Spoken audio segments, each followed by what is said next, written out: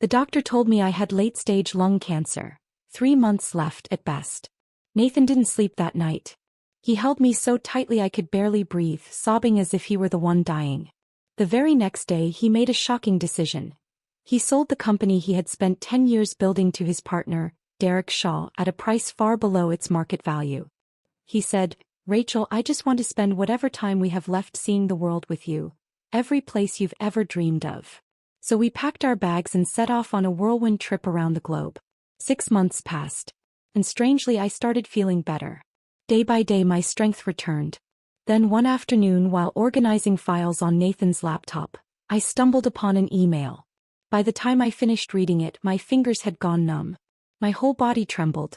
From the moment I was handed that diagnosis report, it had all been a carefully orchestrated lie.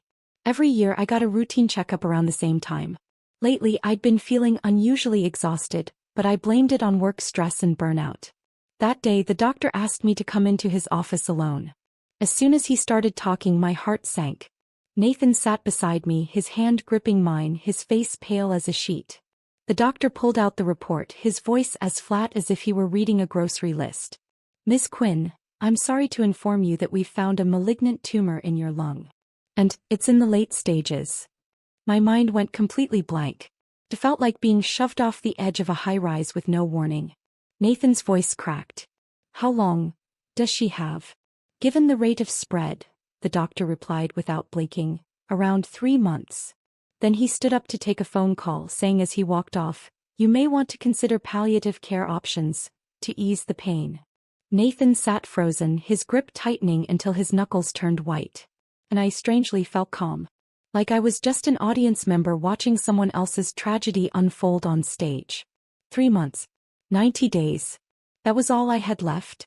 On the drive home, Nathan didn't say a single word. His hands on the steering wheel looked rigid, like they'd been carved from stone.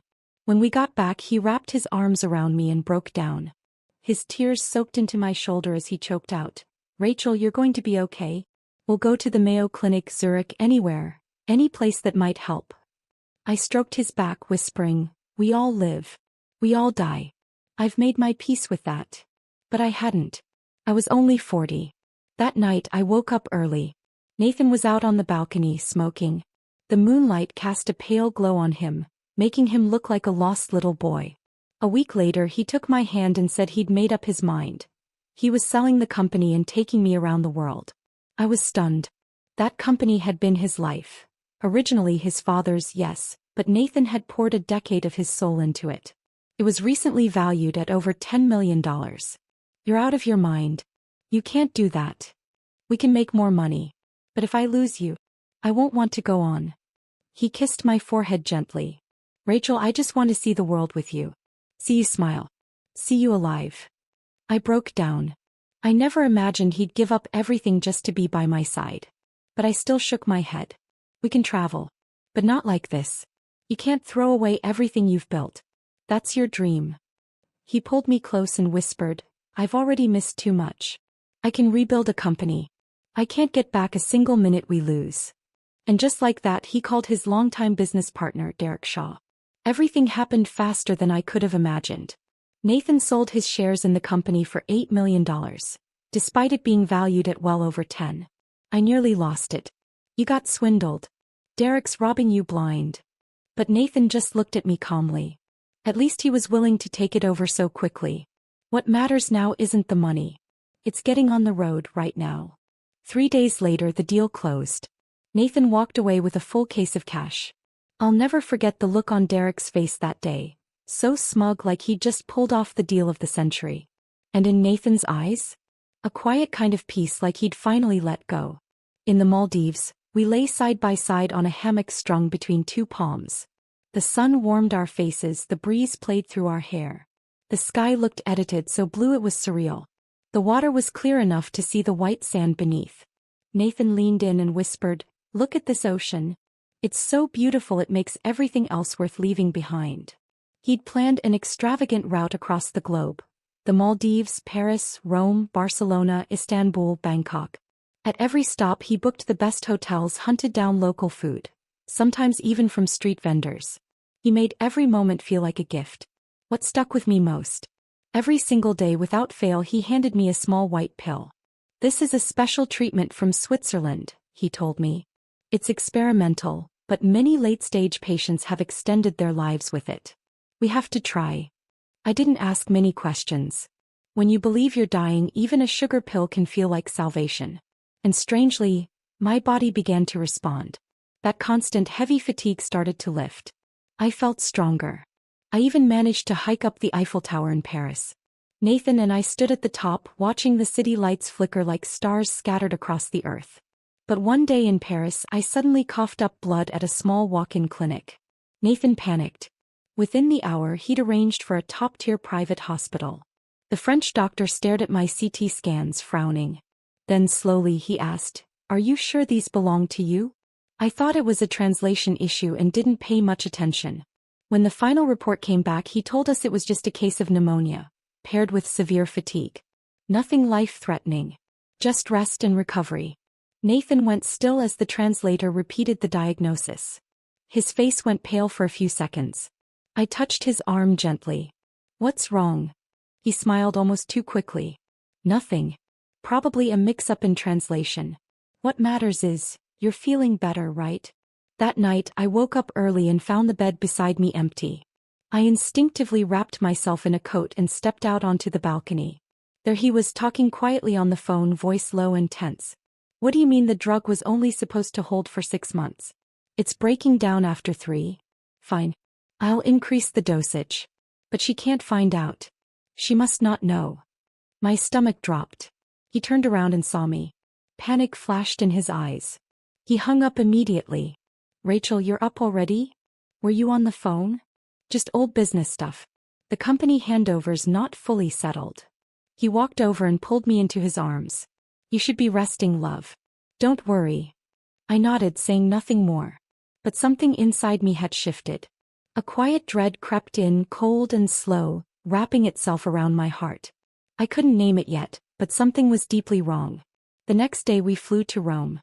While dining at a rustic old restaurant, we unexpectedly ran into Derek Shaw. He froze for a second, visibly surprised, then quickly plastered on a dazzling smile oozing charm. "What are the odds?" he beamed. "I'm in town for an investment conference. Small world, huh? Didn't expect to bump into you two in Italy." He glanced at me. "You look great, Rachel. Looks like this trip is doing wonders." Nathan offered a mild smile. "She's been getting better every day." The meal was awkward, to say the least. The two of them kept trading glances, tight, unreadable. Halfway through dinner, I caught Derek slipping Nathan a flash drive under the table, so fast I almost missed it. Back at the hotel, I asked, "What was that?" "Nothing important. Just some old project files. Derek's still helping me tie up loose ends with a few clients." "But you already sold the company. Why would you need to deal with that?" He kissed my forehead. "There are still contracts with my name on them. Legal stuff I have to wrap up. Don't worry. We're going to the Vatican tomorrow. It's like stepping into a dream." I didn't push further. But that night I pretended to be asleep. He slipped the flash drive into his laptop. Lying in bed, I cracked one eye open. I saw him scrolling through documents. The titles glowed on the screen. Share transfer plan, profit allocation draft. My chest tightened. The next morning I asked casually, "What were you looking at last night?" He kept his eyes on the suitcase he was packing. "Just some old contracts." Then he changed the subject fast. "Come on, get dressed. We've got Vatican tickets." He was dodging too hard. A week later we landed in Barcelona. Nathan had grown more erratic. Late night calls on the balcony, whispering into the dark. Sometimes I'd wake at 3 a.m. and find him pacing with his phone. He also started checking my pill bottle obsessively, making sure I'd taken my medication. I began to cut the dosage quietly, half one day, none the next. And what happened stunned me. Nothing. No relapse. No symptoms. In fact, I felt sharper than I had in months. My body was strong. My mind clearer than ever. Then came the moment everything unraveled. Nathan was in the shower when his phone rang. The screen lit up with a name that made my stomach drop. Derek Shaw. I hesitated for just a second, then answered. Derek's voice came through, sharp and smug. "Nathan, the transfer paperwork's done. As soon as Rachel passes, the company's all ours. I've already got the dividend lined up, ready to wire. My body turned to ice. I could barely hold the phone. Then a pause. "Hello, Nathan? You there?" I said nothing. A beat later, Derek hung up. 5 minutes passed. Nathan stepped out of the bathroom, steam rising off his skin, a towel wrapped around his waist. He saw me sitting there, frozen on the edge of the bed. "What's wrong, Rachel?" I forced a smile. My throat burned. "Nothing. Just tired, I think." I didn't tell him what I'd heard. That night I lay beside him stiff as stone. His warmth now felt like the brush of a serpent's scales. I had to know the truth. On our last day in Barcelona, Nathan said he wanted to pick up a few souvenirs. As soon as he walked out the door, I opened his laptop. I knew the password. Our wedding anniversary. A man who manipulated me into giving up my shares, using our anniversary as a password. The irony was laughable. I found the flash drive and plugged it in. Folders popped up immediately, dozens of emails and contracts. My hands shook as I opened one. "Nathan, congrats on getting Rachel to sign the transfer forms. Next step is replacing the diagnosis records. Once we hit the 6-month mark, your $6 million dividend is locked in." My fingers trembled. My heart thudded like a war drum. I kept digging. The betrayal ran deeper than I could have imagined. I had been the second largest shareholder. Even as his wife, Nathan had no legal right to touch my shares. So he and Derek found a doctor to forge a terminal cancer diagnosis. They crafted a lie so perfect it pushed me to the edge of death. Emotionally, mentally. The so-called Swiss miracle drug was nothing but vitamin pills laced with sedatives. A way to dull my awareness, erode my will, and coax me into gracefully handing over everything. But the worst part? They never meant for me to die. If I made a miraculous recovery, they'd retain all my shares. Then split the secret dividends under the radar. Derek, having acquired a $10 million company for 8, would pocket millions without lifting a finger. I reached the last email. My stomach churned so hard I nearly vomited. 10 years of marriage. A decade of trust. It had all been a setup. I forced myself to stay calm. I snapped photos of every email and contract. Then I closed the files, ejected the drive, and rearranged everything exactly as I'd found it, like nothing ever happened. When Nathan returned, I was standing by the floor-to-ceiling window sipping coffee. "Hey, sweetheart," he said gently. "So, have you decided? Istanbul or Bangkok for our next stop?" I turned and smiled at him, soft, natural, effortless. "I was just thinking, I kind of miss home. Can we go back for a few days? Just to rest a bit?" He blinked, clearly caught off guard. "No. Why?" "I miss our bed. And I want a real dinner at our table. Just for a few nights, okay?" I fluttered my lashes playfully. He hesitated for a moment, then nodded. "All right. If you want to go back, we'll go." That night, I locked myself in the bathroom and sent an encrypted message. "Something's gone very wrong. I'll explain once I'm back. Don't tell anyone." The moment we returned to the States, I reached out to Alexine Rivers. She used to work as a federal prosecutor in the Financial Crimes Division. Now she runs a private legal practice that specializes in asset protection for high-net-worth women. She didn't waste time with pleasantries. Just asked me to recount everything, every file I saw on Nathan's computer, every word I remembered. I typed out a summary and sent it. Her reply came back fast. Just one sentence: "You won't be safe unless you sue." We met in her private office. After reviewing all the materials, she closed her laptop with a quiet snap.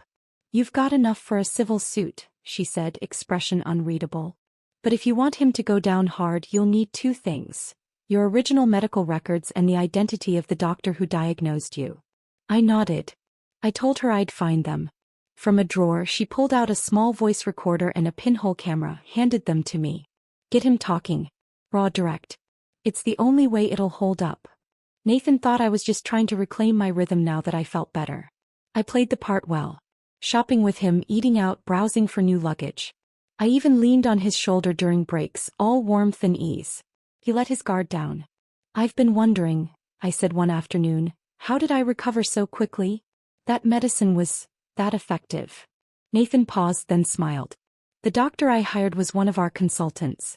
He designed a tailored treatment plan." "Which hospital is he affiliated with?" "He's not in a hospital. He's an independent medical advisor." I nodded thoughtfully.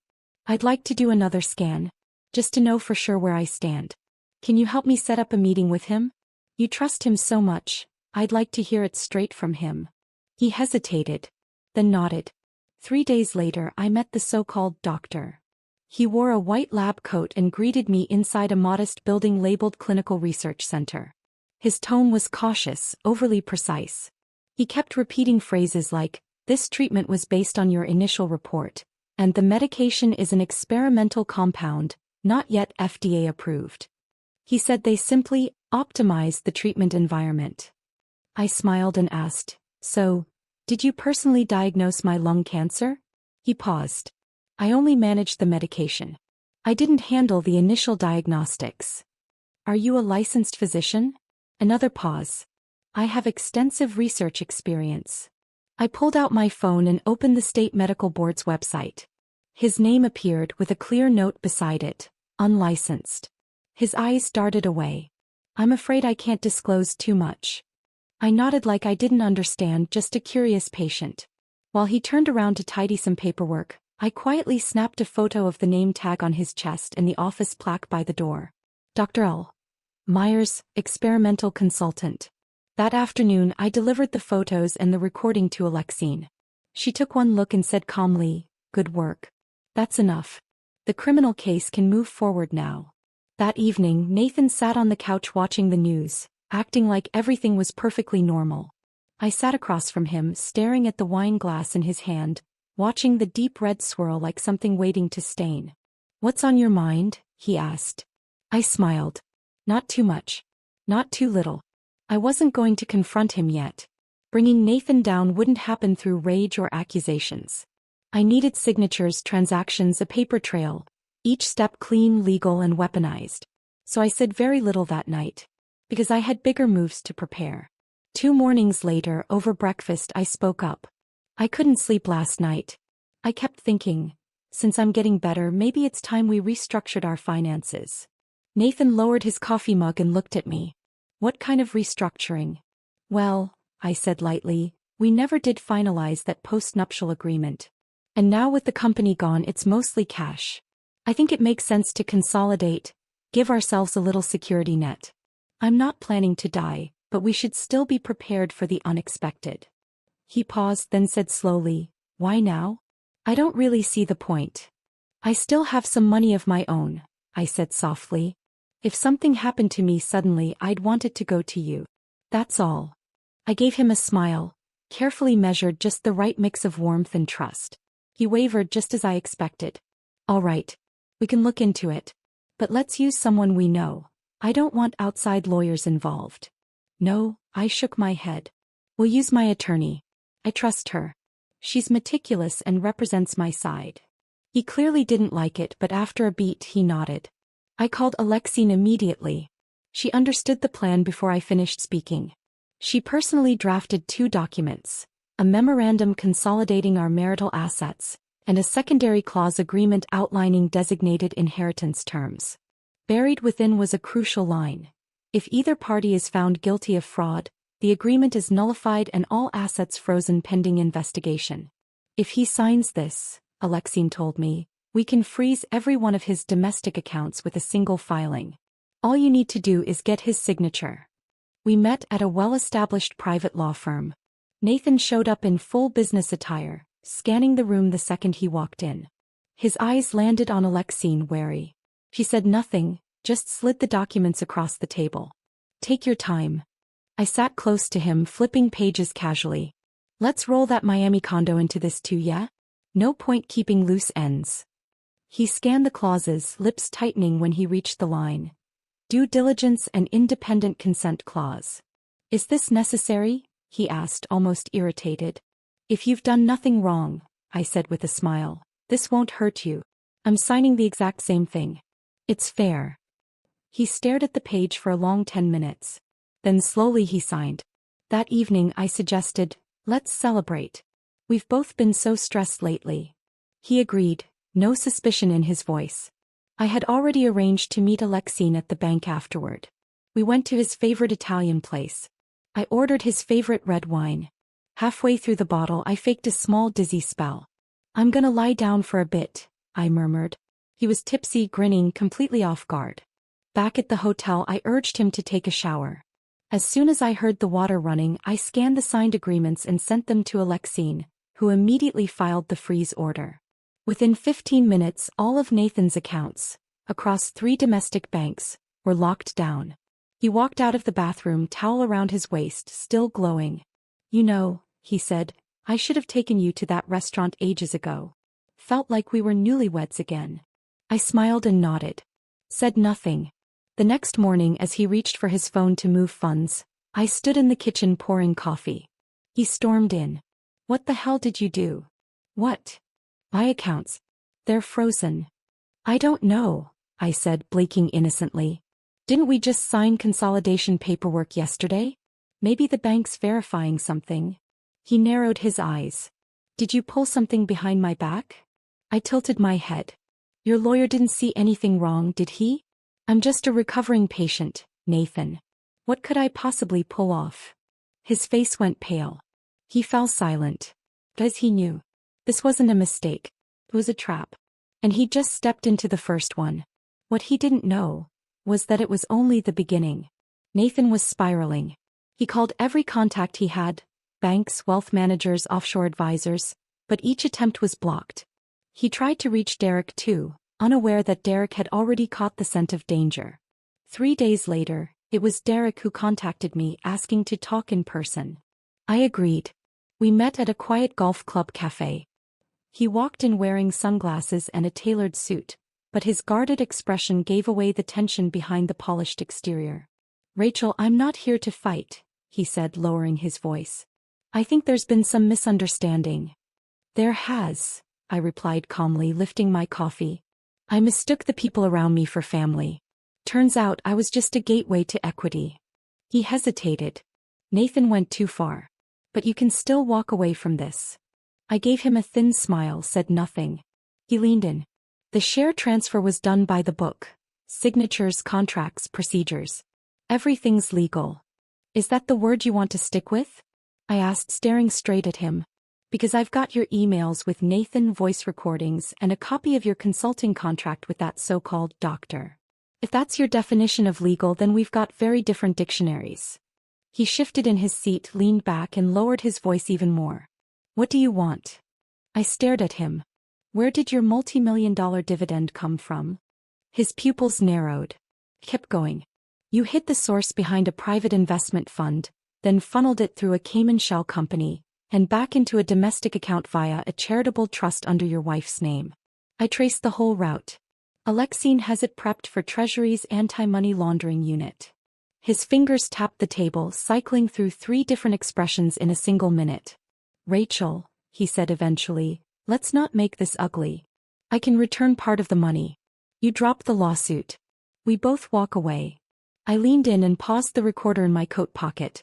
Derek, I said quietly, if you really didn't want things to get ugly, you wouldn't have looked for surveillance when you walked through the door. His face turned to stone. I stood. I don't want your money. I want your testimony. He clenched his jaw. That's blackmail. No, I said, it's leverage. Cooperate or enjoy prison. I gave him 48 hours. I took nothing with me, but the next morning Alexine received an anonymous email. It contained the first batch of wire transfer screenshots and, crucially, a scanned copy of a life insurance policy. That policy was the smoking gun. Nathan had taken out a high-value life insurance policy on me shortly after I was diagnosed. The beneficiary? Himself. The policy date was 1 week after the medical report. But the signature on the document wasn't mine. Alexine examined it and said just one thing. They played this dirty. We'll play it clean. That night, Nathan came home carrying takeout, looking worn down. You didn't tell me you were going out, I said. Had to take care of a few things. His voice was low. The bank says, maybe it was a system error. I nodded, pretending to accept the lie. He sat across from me, eyes darting, his words cautious. He was beginning to suspect, but he didn't know Derek had already flipped. And he had no idea that by morning, I'd be walking into court with everything I needed to file. That dinner would be his last taste of freedom. Nathan could sense it, his control slipping. So he started to rebuild a surface-level calm. He suggested dinners, long walks, even another relaxing getaway. I played along, smiling, nodding. Behind the scenes, Alexine's team worked overnight, assembling a devastating package. Forged medical records, insurance fraud, money laundering, conspiracy to defraud, unauthorized transfers, forged signatures, identity manipulation. 7 felony-level charges. Any one of them could ruin him. But we needed one more piece. The original handwriting sample for forensic comparison. I remembered Nathan's pride in his old fountain pen, the one he never let anyone else touch. He once said, "The way this pen writes, it's like me. Unmistakable." So I baited him. "That life insurance policy," I said casually, "wasn't that supposed to have my signature?" "Funny, I don't remember signing it." He paused. "You were sick. I signed for you. But you said it was okay." I said it was okay? I laughed softly. I barely knew what pills I was taking. He didn't respond, just changed the subject. That night when he was asleep, I searched his office. The pen was in the bookshelf drawer, right where I remembered. I grabbed it along with several old verifiable signature samples and delivered them to Alexine. She got them to a forensic analyst that morning. By the next day we had our confirmation. The signature on the insurance policy was a traced forgery. Definitively not mine. After that day, Nathan stopped speaking to me. He grew restless, glued to his phone, pacing the kitchen late into the night, unable to sleep. By morning he had moved out. A week passed without seeing him. Then came the counterattack. Nathan called Alexine's firm, requesting a private meeting. The receptionist blocked him cold. After that, he began leaking stories, claiming I was mentally unstable, had a history of psychiatric medication, suffered from paranoid delusions, and was now erratic from withdrawal. When the rumors reached me, I let out a bitter laugh. Of course. He was trying to shove me back into the role of the sick one. Alexine only said, "Perfect." He made his move. Time to show our hand. I texted Nathan just one line. "Let's talk." He replied quickly, suggesting we meet at the bar in an old downtown hotel. I arrived on the dot. He was already there, a drink in hand, expression composed, too composed. "Rachel," he began, "this doesn't have to go to court. We can settle this. Name your price." I didn't answer. Instead, I reached into my bag and pulled out 2 printed documents. The first was a copy of his life insurance policy, complete with the handwriting analysis results. The second was the anonymous transcript from Derek, in which he explicitly stated Nathan was the architect of the scheme, and he merely executed orders. Nathan's face darkened as he scanned the pages. He didn't touch them. "What do you want?" he asked flatly. I looked him in the eye. "Wire back every cent you stole to the original company account. Issue a public admission that you fabricated my diagnosis. Revoke all unauthorized transactions under my name. Hand over Derek's bank transfer logs. And last, submit to criminal investigation." He stared at me. "You're insane." "Then let a judge decide that." He stood up to leave. I spoke to his back, calm and deliberate. "If you try to destroy evidence or leave the country, you won't sleep tonight." That evening, Alexine received confirmation. Nathan's passport was flagged and his emergency exit application had been denied. At sunrise the next day, I met Alexine on the courthouse steps. Together we filed the lawsuit with full supporting documentation. My hand didn't tremble. My eyes were ice. On the day of the hearing, Nathan showed up in a navy blue suit, stiff and tight-faced. He'd already cycled through 3 different legal teams, landing on the most expensive one he could find. They were hoping to stall, dilute, delay, anything to soften the blow. I sat across from him at the plaintiff's table, Alexine by my side, a thick stack of evidence in front of us. The first item entered into record, the handwriting expert's analysis. The witness took the stand and testified plainly. The signature on the life insurance policy does not match Ms. Quinn's known handwriting. Stroke patterns, pressure curves, angle of entry, all inconsistent. Preliminary conclusion: forged by imitation. Nathan's attorney immediately objected. She was under heavy medication at the time, he claimed. The signature may have been assisted while she was cognitively impaired. The judge frowned. "Is there a signed authorization document?" The lawyer paused. "No written consent, Your Honor." The defendant claims she gave verbal approval. Alexine stood smoothly. So we are to understand, she said, that the defendant unilaterally signed a $5 million life insurance policy, listing himself as the sole beneficiary, during a period when the plaintiff was heavily medicated, and did so without any written consent or record? Silence from the defense. Then came the second piece of evidence, the audio recordings. In court, 2 key clips were played. The first, Derek's voice at our golf club meeting. Nathan went too far. But you can still walk away. The second, a clip from Nathan and Derek's intercepted phone call. Once she's gone, the company's ours. The moment that line echoed through the courtroom speakers, Nathan's entire expression cracked. He turned toward me. And in that instant I saw it. Something inside him collapsed. Nathan's lawyer tried to have the recordings excluded, arguing they had been obtained without consent. But the judge ruled that as defensive evidence gathered under credible threat, the material was lawful and admissible. The recordings would stand as primary evidence in the trial. Then came Derek. The court had compelled his testimony. He entered pushing a cart stacked with documents, no longer smug, just avoidant, his eyes fixed anywhere but forward. After taking the oath, he read from a prepared statement in a voice flat and deliberate. I acknowledge my participation in a financial fraud scheme targeting Ms. Rachel Quinn. I conspired with Nathan Quinn in orchestrating the forced transfer of corporate shares, the fabrication of medical records, and the submission of a fraudulent life insurance policy. The principal architect of the scheme was Nathan Quinn.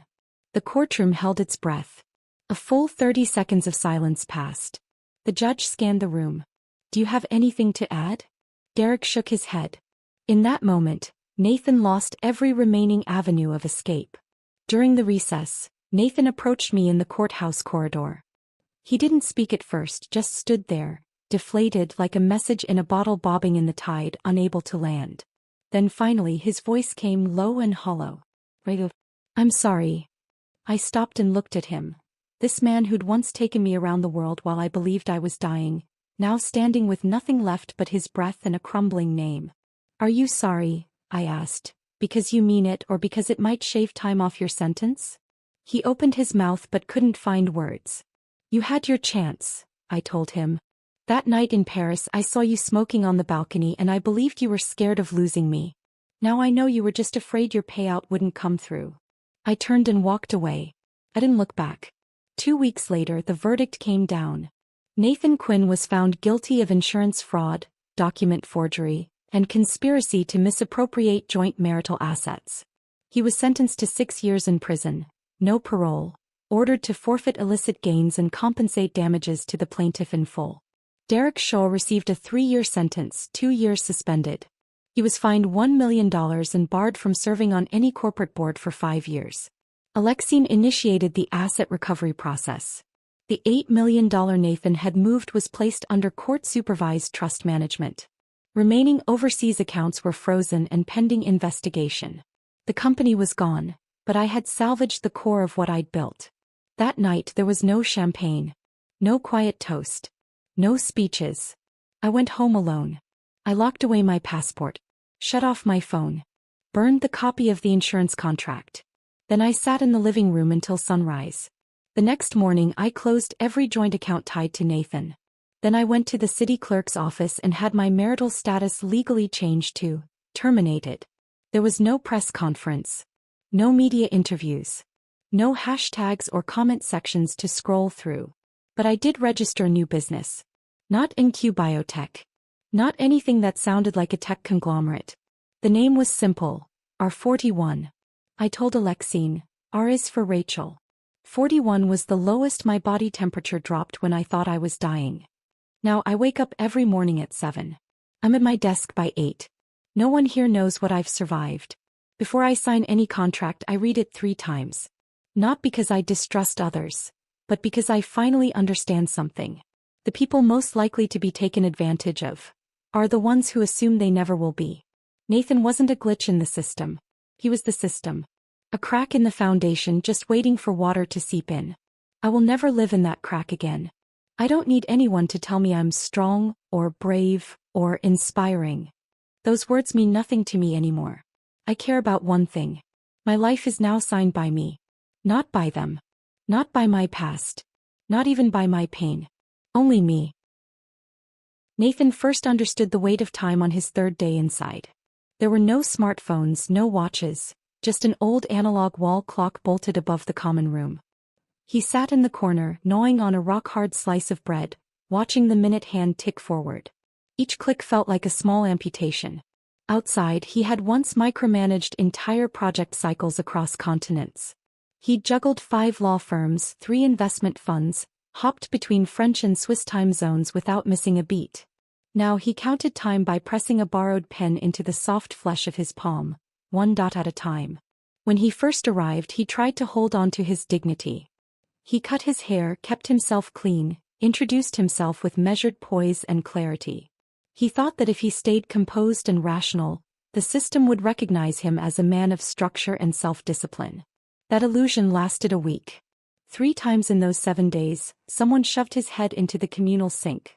Once for talking like a CO. So he learned. He learned to lower his eyes. To read a man's face before he opened his mouth. Eventually he learned to stop speaking altogether. Logic had no purchase here. This was a place of scent and stare, of tension in shoulders and the angle of a step. You knew who feared you, who didn't, and who wanted to crush you, before a single word passed between you. In the 3rd week after sentencing, they assigned him to the archive room. Dusty stacks of old newspapers and case files. He resisted at first. But then he discovered it was the only place where no one tried to talk to him. So he stayed. Every day he unpacked old boxes. Civil mediations, custody disputes, bankruptcy filings. The kind of cases he once skimmed past, barely a flicker of attention. But the more he read, the more he understood. The world wasn't a game of winners and losers. Most people were just trying not to drown. He thought about Rachel. She wasn't a legal strategist. She didn't play markets or manipulate systems. But she was the kind of woman who, once she set her course, would march through ankle-deep mud until she made it out. He remembered the look on her face at the bank, the way she said, "Freeze his accounts." There wasn't an ounce of hesitation in her voice. She hadn't looked like the Rachel he remembered. He wondered, if that night on the balcony in Paris after his cigarette he had said one true thing, would the ending have been different? But deep down he knew. He hadn't wanted to save the marriage. He just hadn't expected Rachel to hit back. He especially hadn't expected her to strike harder, cleaner, and faster than he ever had. He tried to write to her. 6 drafts. He tore up 5. The last one was just 4 lines. No apology. Just this. "I don't need your forgiveness. I just want you to know I see you now. You're just as cold and calculating as I ever was." The letter came back unopened. The prison mailroom clerk told him the recipient had filed a no-contact request. He laughed. Of course she had. That was Rachel's style. She didn't throw down final cards. She didn't give you exits or stage cues. She didn't seek revenge. She just walked off stage and locked the script behind her. After that, Nathan stopped trying to reach anyone. When his lawyer came to discuss appeal options, Nathan only asked one thing. "Can you shorten my term by transferring me out of state?" The lawyer looked confused. "Why?" Nathan said, "Because this place is too close to her." On the other side of it all was Derek. He had thought he'd get off easy. Or, at the very least, he'd finesse things the way he always had, behind closed doors with whispered deals and handshake settlements. He never expected Rachel to walk his name straight into a federal investigation. And he definitely didn't expect Nathan to throw him under the bus in open court. After the conviction, he didn't go to prison. But he lost nearly everything else. By court order, he was barred from holding any executive role for 5 years. The investors who used to slap his back and toast his deals now wouldn't even return his texts. He moved out of his gated villa and into a furnished short-term apartment. To pay off the penalties and taxes from unsealed accounts, he was forced to liquidate every asset with resale value. The Bentley was towed weeks ago. These days he rode a bike to the grocery store. But what hit hardest wasn't the financial collapse. It was the silence. The void of social currency. He realized no one ever really wanted to hear what he had to say, they just wanted proximity to power. Back then everything he said earned nods, laughs, agreements. Now when he spoke it felt like talking into a canyon. He tried reaching out to Rachel once. It wasn't to apologize, he still couldn't bring himself to do that. He just wanted to know if she'd left even a crack open. If there was any version of her that still honored the old game of you stab me, I stab you, but we both stay in the room. He didn't dare call. He just emailed her 2 lines. I know you won. Give me a way to exit this with some grace. He waited a week. No reply. On the 8th day, a formal response arrived from Alexine's office. The language was crisp, surgical. Any further attempt to contact our client will result in an immediate petition for a restraining order. Derek stared at the message and let out a dry, empty laugh. That's when it hit him. Rachel was colder than any of them had ever been. Not cruel. Not vindictive. She didn't strike. She erased. No vengeance. No gloating. Just an eternal perimeter he'd never cross again. He didn't reach out again. 2 months later, he landed a marginal role at a second-rate business consultancy. His title sounded impressive, but his job was to advise desperate startups on how to look fundable without any real leverage. Clients were few, budgets were tight, and the founders he met were more interested in discounts than insight. He tried scheduling lunches with old contacts, but they were always booked. Always out of town. Always, let's circle back in Q3. Sometimes he still dreamed of that day, the fantasy where the $10 million hit the account. In the dream, Nathan was beside him, grinning. We won, Nathan would say, raising a glass. He always woke up mid-reach, fingers curled toward a bonus notification that would never arrive.